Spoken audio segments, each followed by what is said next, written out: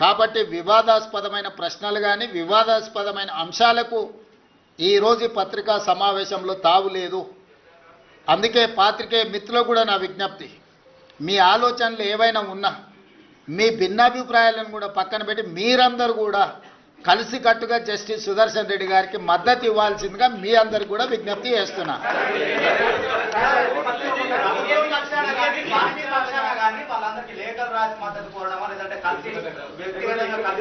ఖచ్చితంగా మీ అందరి సూచన ఏ రకంగా ఉంటే ఆ రకంగా ముందుకెళ్తాం. ఏదైనా తెలుగు వాళ్ళందరినీ కూడగట్టడమే మా అందరి యొక్క ఉద్దేశము.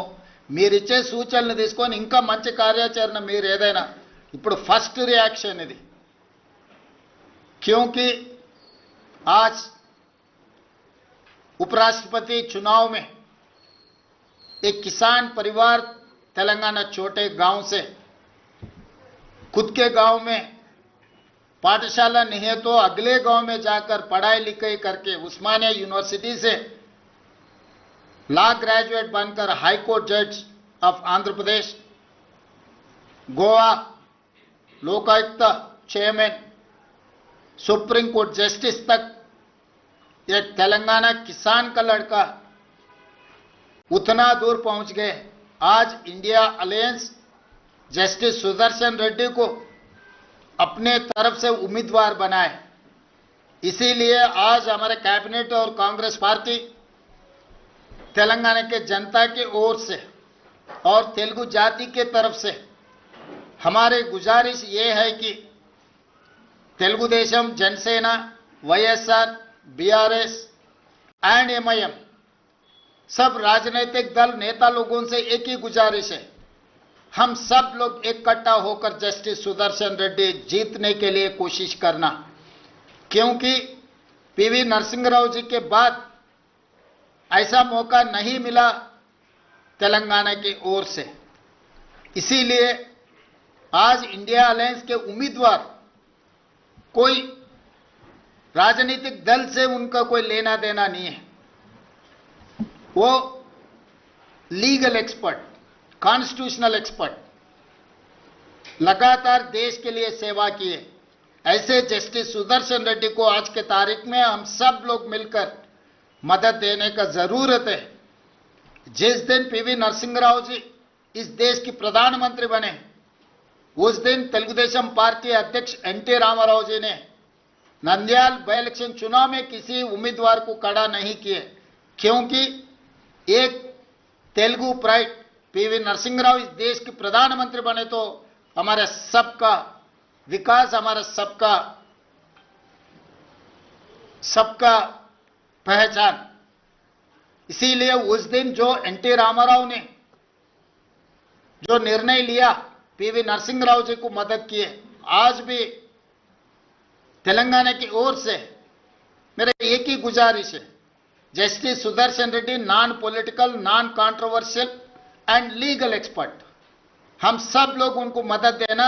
आने वाले चुनाव में उनको जिताने के लिए मैं गुजारिश कर रहा हूं.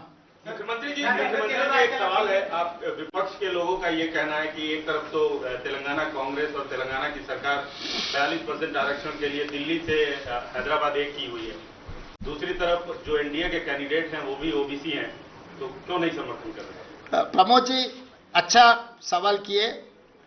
जब कांग्रेस पार्टी तेलंगाना में जाति गणना किए, जाति गणना के independent expert committee chairman is justice Sudarshan Reddy. उनके सुझाव से हम लोग 42% रिजर्वेशन कैबिनेट में पास किए और असेंबली में भी चर्चा किए, पास किए. वो 2 बिल आज राष्ट्रपति जी का ने पेंडिंग है.